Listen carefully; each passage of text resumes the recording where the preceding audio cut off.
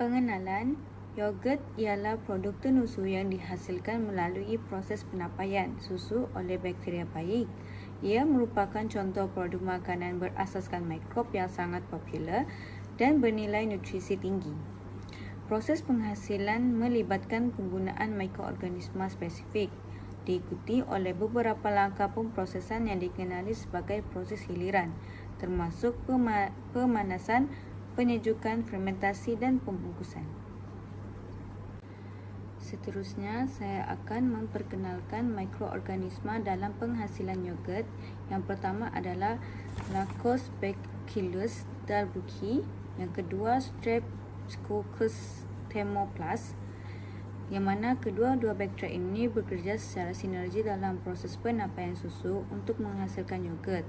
Mereka menukar laktosa, gula susu, kepada asid laktik yang memberi rasa masam dan tekstur pekat kepada yogurt.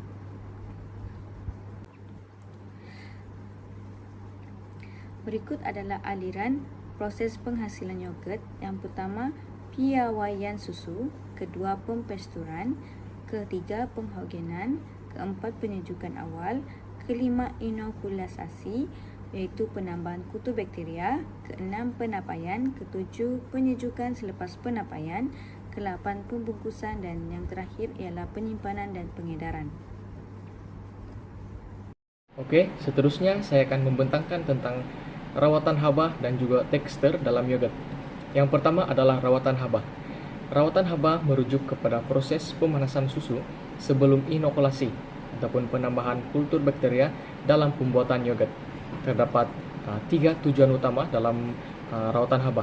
Yang pertama, tujuan rawatan haba ini adalah untuk membunuh mikroorganisma patogen dalam susu untuk keselamatan makanan. Dan yang kedua, ia adalah untuk mendenaturkan protein susu, terutamanya whey protein, di mana ia ini adalah penting untuk pembentukan struktur dan juga tekstur yogurt. Dan tujuan yang ketiga adalah ia untuk meningkatkan kelikatan dan juga keupayaan pembentukan gel yogurt apabila ditapai. Oke, sebagai tambahan, biasanya susu akan dipanaskan pada suhu 85 hingga 90 derajat Celcius selama 30 menit ataupun 95 derajat Celcius selama 5 hingga 10 menit. Kemudian ia akan disejukkan ke suhu penapaian sekitar 42 derajat Celcius sehingga 45 derajat Celcius sebelum menambah butur. Oke, seterusnya adalah tekstur dalam yogurt. Tekstur ini dia merujuk kepada rasa fisikal yogurt di mulut pengguna, termasuk kepekatan, kelikatan, dan juga kelembutan. Terdapat beberapa faktor yang mempengaruhi tekstur yogurt. Yang pertama adalah jenis susu, seperti rendah lemak. Yang kedua adalah rawatan haba. Semakin tinggi suhu rawatan, semakin baik struktur gel yang akan terbentuk. Yang seterusnya adalah proses penapaian. Suhu dan masa fermentasi mempengaruhi kelikatan tekstur dalam yogurt. Dan yang terakhir adalah penambahan bahan lain, seperti gelatin, pektin, ataupun susu tepung tanpa lemak untuk memperbaiki tekstur. Salam sejahtera. Seterusnya saya akan meneruskan pembentangan pada bahagian proses fermentasi. Yang pertama, susu segar daripada lembu, kambing, atau jenis lain dipanaskan sehingga sekitar 80 derajat Celcius untuk membunuh bakteria tidak diingini dan menstabilkan protein susu. Dan seterusnya yang kedua, selepas dipanaskan, susu disejukkan ke suhu sekitar 43 hingga 46 derajat Celcius, yaitu suhu optimum untuk pertumbuhan bakteria kultur yogurt.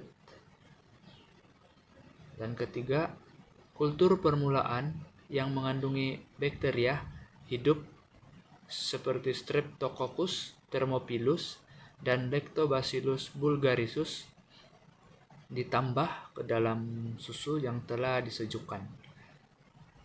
Seterusnya, susu yang telah dicampur dengan kultur permulaan dibiarkan pada suhu 40 hingga 46 derajat Celcius selama 4 hingga 12 jam. Dan akhir sekali, setelah yogurt mencapai tekstur dan keasidan yang diingini, ia perlu disejukkan dalam peti sejuk selama beberapa jam untuk menghentikan proses penapaian dan menstabilkan teksturnya. Hari ini saya akan bentangkan salah satu bahagian penting dalam downstream processing pengeluaran yogurt, yaitu pembungkusan dan penyimpanan. Pertama, kita lihat proses pembungkusan yogurt. Dalam industri, yogurt dibungkus ke dalam berbagai jenis bekas seperti cawan plastik prabentuk, botol plastik, balon kaca, atau bungkusan fleksibel, bergantung kepada keperluan produk dan kehendak pengguna. Proses ini dilakukan menggunakan mesin otomatik. Mesin ini memastikan yogurt diisi dengan kuantiti yang tepat dan ditutup dengan penutup kedap udara. Biasanya, kaedah pengedap yang digunakan ialah head sealing atau pengedap aruhan bagi memastikan produk kekal segar dan bebas pencemaran. Dari segi bahan pembungkusan pula, industri menggunakan bahan komposit berlapis seperti PE, aluminium foil, kertas, dan BOP. Bahan ini bertindak sebagai penghalang cahaya, oksigen, dan kelembapan, sekaligus membantu memanjangkan jangka hayat yogurt. Pengguna mesin dan bahan ini bukan saja meningkatkan kecekapan pengeluaran, tetapi juga membantu menghasilkan saiz hidangan yang konsisten dan pembungkusan yang menarik untuk tujuan penjenamaan. Seterusnya, saya akan terangkan tentang proses penyimpanan yogurt. Untuk yogurt segar, ia perlu disimpan pada suhu sekitar 4 derajat Celcius. Suhu sender mentah ini penting untuk mengekalkan kualiti, tekstur, dan yang paling penting ialah keselamatan mikrobiologi produk. Dengan penyimpanan yang betul, yogurt segar boleh tahan di antara 7 hingga 30 hari. Namun, ada juga produk yogurt yang dibungkus secara aseptik. Ini bermaksud yogurt tersebut dibungkus menggunakan bahan yang mempunyai penghalang tinggi terhadap oksigen dan cahaya. Disebabkan itu, ia boleh disimpan pada suhu bilik dan juga jangka hayatnya boleh menjejak beberapa bulan atau lebih. Satu aspek yang sangat penting dalam penyimpanan ialah pengurusan rantaian sejuk atau cold chain. Rantaian sejuk perlu dijaga sepanjang proses penyimpanan dan juga pengedaran. Ini bagi memastikan produk tidak rusak dan sampai kepada pengguna dalam keadaan yang selamat dan berkualiti tinggi.